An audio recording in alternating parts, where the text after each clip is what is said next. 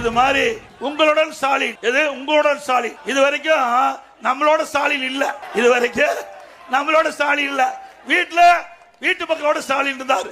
இப்பதான் அடுத்த ஆண்டு தேர்தல் வர இருக்கிற காலத்துல மக்களுக்கு ஏதாவது செய்ய வேணும், மக்களை எப்படியாவது ஏமாற்ற வேணும்.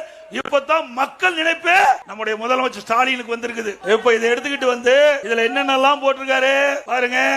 தொழில் வரி விதிப்பு, புதிய தொழில் உரிமம் புதுப்பித்தல், குடிநீர் இணைப்பு, அடிப்படை வசதிகள், பிறப்பு சான்று, இறப்பு சான்று, புதிய சொத்து, காலிமனை வரி விதிப்பு, பாதாள சாக்கடை இணைப்பு, சொத்து வரி பெயர், கட்டிட அனுமதி. இன்னும் இது மாதிரி நிறைய கொடுத்திருக்காரு. செய்ய போறது ஒண்ணும் இல்ல, நல்ல பட்டியல் போட்டு கொடுத்துட்டார். இதே மாதிரிதான் திரு ஸ்டாலின் அவர்கள் எதிர்க்கட்சியா இருக்கும் போது ஊருக்கா வந்தார்.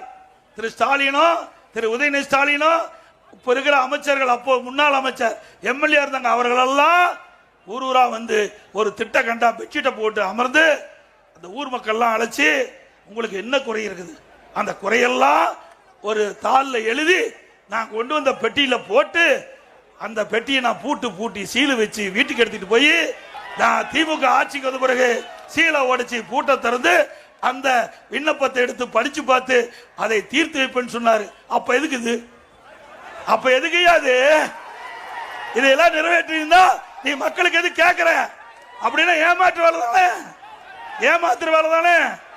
ஆசை தூண்டுனா அவர் அதை காரிஜாச்சு. அப்படி மக்களுக்கிட்ட ஆசை தூண்டி வாக்குகளை பெறுவதற்காக திரு ஸ்டாலின் செய்கிற சூழ்ச்சி என்பதை இந்த நேரத்தில் தெரிவித்து, இவர் உங்களுடன் ஸ்டாலின் என்கிறார், நாங்கள் எப்பொழுதும் மக்களுடன் இபிஎஸ் என்பதை தெரிவித்துக் கொள்கிறேன்.